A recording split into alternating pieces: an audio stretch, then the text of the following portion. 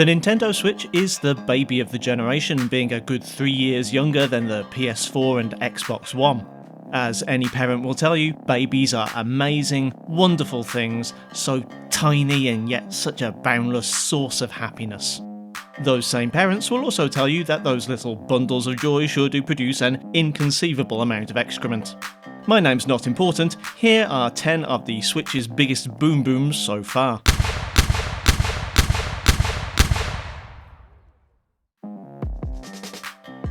Number 10. Senran Kagura Reflexions. The Senran Kagura series of games has been around for a few years and crosses platforms and genres frequently, but makes most sense on a portable platform like the Switch, so you can play in private, in rooms without windows or potentially judgmental friends or family members to worry about.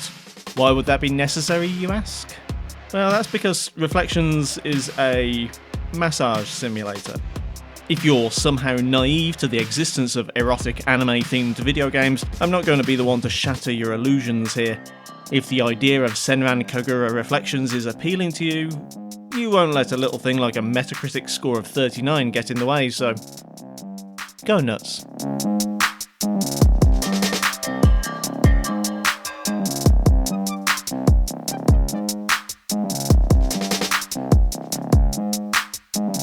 Number 9. Hello Neighbour. I was a little bit disappointed with Hello Neighbour.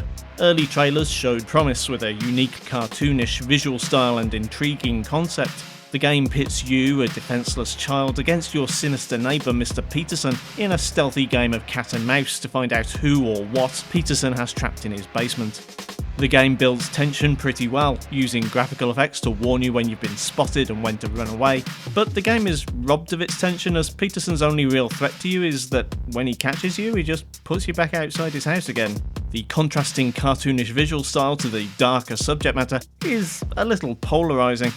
The more universal criticism comes for actual game mechanics, as the game itself seems to have been rather rushed, with issues ranging from minor bugs and glitches to frustrating physics and poor signposting, making for a frustrating experience. Hello Neighbour scores 39 on Metacritic. Number 8. The Dear God. Every time I say this title, it reminds me of Marilyn Manson. The Dear God is an indie action platformer with some rather pleasant pixel art sprites and blocky Minecraft-esque 3D environments, in which you play as a human hunter reincarnated as a deer. You must survive, complete tasks, fight enemies and occasional bosses in order to prove yourself worthy to the Dear God. Despite an interesting premise and minimal control setup, the game feels perhaps too minimal. There's little variety or challenge to the gameplay, and the procedurally generated landscapes feel very bland and impersonal, in contrast to the rest of the game's visuals. Finally, we come to the downfall of most of the games on the list: poor quality assurance. Although The Dear God was released for Nintendo Switch in 2017, it was in Steam Early Access for a couple of years and has now been on the market for 5 years in total, so it shouldn't have this many frustrating, game-breaking bugs. The Dear God also holds a Metascore of 39. Number 7. Blades of Time.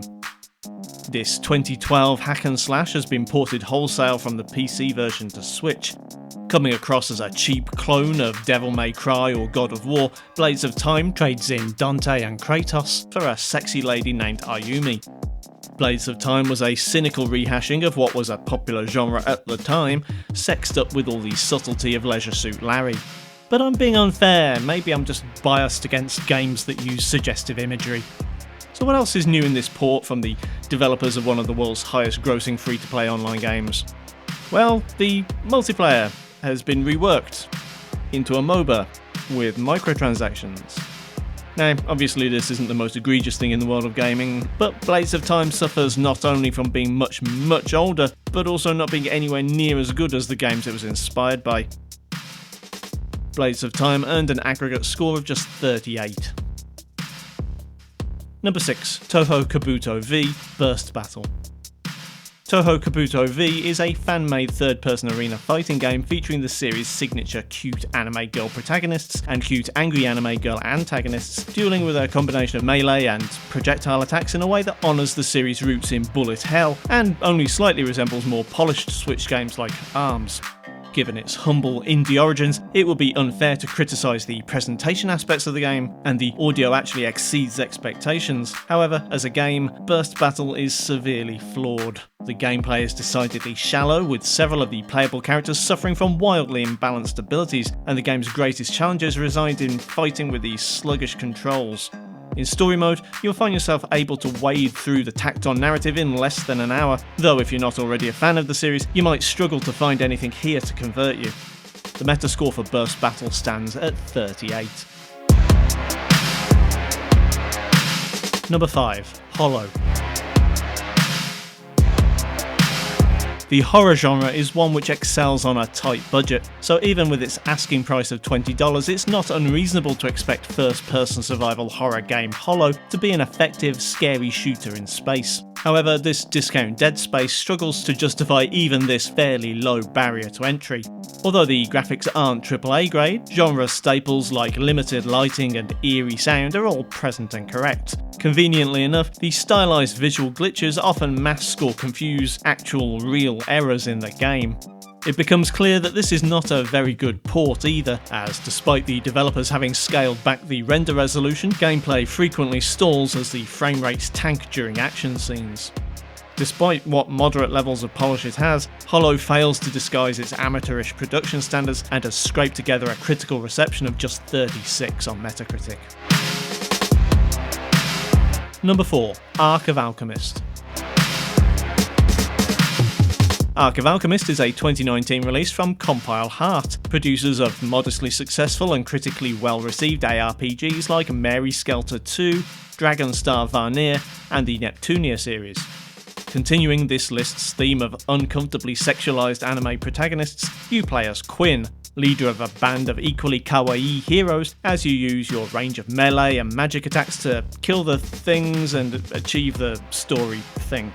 Sorry, I know there's a plot and a story here, but it feels underdeveloped compared to competing titles, never feels particularly engaging, and is considerably shorter and less entertaining. As another multi-platform title that was released on Switch as an afterthought, Ark of Alchemist still manages to have severe slowdown in handheld mode, which doesn't completely clear up even when docked. Ark of Alchemist comes in 4th place on our list with a score of 36. Number 3. Fantasy Hero Unsigned Legacy. If ever a game title encapsulated the way AliExpress product descriptions are written, it's Fantasy Hero Unsigned Legacy. Fantasy Hero is a hack-and-slash RPG, placing you in control of a party of adventurers as you defend the remnants of humanity from attack by monsters known as decoders. Despite a relatively promising, if derivative setup, Fantasy Hero can be summed up as ugly and boring. Although you have 4 characters, each with their own combat style, your fights will essentially always devolve into a grind of rinse and repeat. By way of explanation for the game's poor graphical quality, you'll note the name of the game isn't Fantasy Hero Definitive Edition. This is a port from the PlayStation Vita, a console with approximately 1/5 the GPU horsepower of the Switch. In short, Fantasy Hero suffers the opposite problem of the next title on this list. It simply isn't an ambitious enough port. As a result, it holds a Metascore of just 34. Number 2. Ark Survival Evolved. Now, I know what you're thinking. What the hell is Ark doing on our 10 worst games list? It's a minor phenomenon on the PC, and has earned consistently high scores in previous iterations despite lacking in polish, and many user reports of game-breaking bugs, where have I heard that before? No, the problem here doesn't necessarily lie with the game itself. For better or worse, it's the same unforgiving survival experience as on other platforms. The problem lies with the port itself. Inspired by the cross-platform success of Fortnite, Minecraft and others, developers Studio Wildcard and their partners Solutions to Go have apparently struggled to get the rather demanding first-person survival game onto mobile platforms like smartphones and the Switch, without apparent success. This port suffers from abysmal performance, even with the visual downgrade. The controls, while better than on other consoles thanks to the Switch's touchscreen, make for a more frustrating experience than with mouse and keyboard. Also, that beneficial touchscreen applies only to handheld mode, in which performance takes an even greater hit. Ark Survival Evolved has been described as the worst performing game on Switch, and it's certainly the second worst reviewed. At the time of writing, it has a rather pathetic score of 29.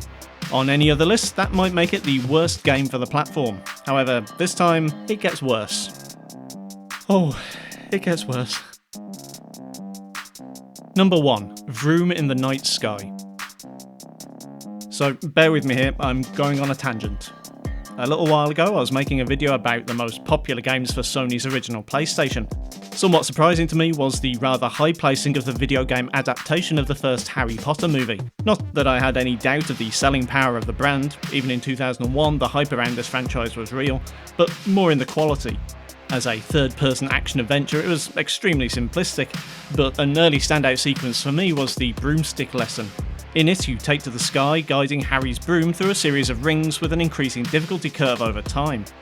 Although my experience with this mechanic in older games like G-Police hadn't been particularly positive, in this instance I found it worked well and wasn't obtrusive enough to the whole game experience to ruin it. However, as a whole, it's now a generally accepted rule of thumb that gameplay sections involving guiding a flying vehicle through rings can adversely affect a game's quality in proportion to what percentage of the game this potentially frustrating mechanic comprises. Vroom in the Night Sky's gameplay comprises roughly 100% flying through rings. Vroom in the Night Sky scores 17% with critics, and as of 2020, is the worst game for the Nintendo Switch.